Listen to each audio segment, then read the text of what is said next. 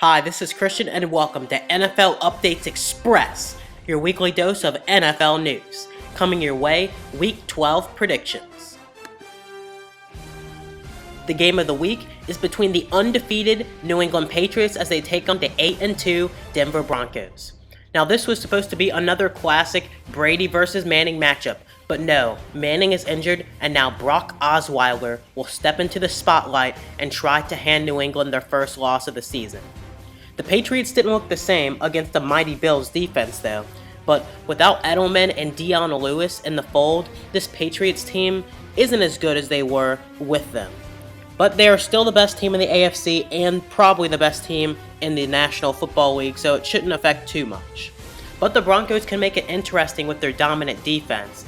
And even though the Patriots have Tom Brady, I think the Broncos defense can make it interesting.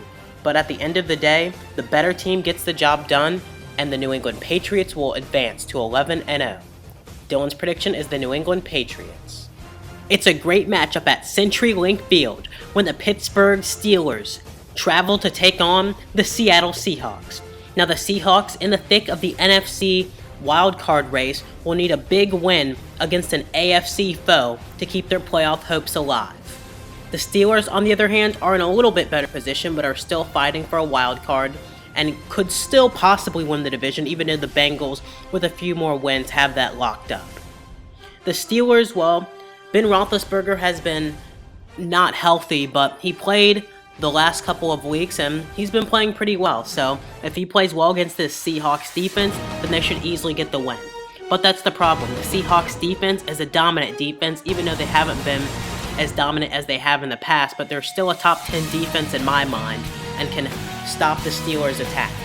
D'Angelo Williams will be a big key for the Steelers, and if he can keep going, I don't see any way the Steelers can win, and I think he'll have a big day, so I'm picking the Pittsburgh Steelers to beat Seattle Seahawks. Dylan's prediction is the Seattle Seahawks. It's a great matchup between the Minnesota Vikings and the Atlanta Falcons in the Georgia Dome. Now the Vikings lost last week to their rival, the Green Bay Packers, and they'll be looking to get back on track to an NFC South team who has fallen off a cliff a little bit. The Falcons lost 2 consecutive games, actually 3 I believe, to the Buccaneers, the 49ers, and also to the Colts. So now the Falcons will need a big win against the Vikings to stay alive in the NFC wildcard chase. The Vikings, they have Adrian Peterson and rookie Stephon Diggs along with their sophomore quarterback Teddy Bridgewater, who's been playing pretty solid, and it will come at a time when they need it the most against the Falcons team that is hungry and desperate for a win. The Falcons, I don't know if they can do it. Their defense has been out of sorts and their offense just hasn't been able to get it clicking, so I'm taking the Minnesota Vikings to get the job done. Dylan's prediction is the Minnesota Vikings. It's a Monday Night Football matchup when the Baltimore Ravens travel to take on the Cleveland Browns. Now this has been a lost season for the Baltimore Ravens, unfortunately for them. They've lost 3 of their key players. Steve Smith was the first one to go down, then Justin Forsett and Joe Flacco in the last game with their injuries, and now it just looks like the Ravens season is all but over.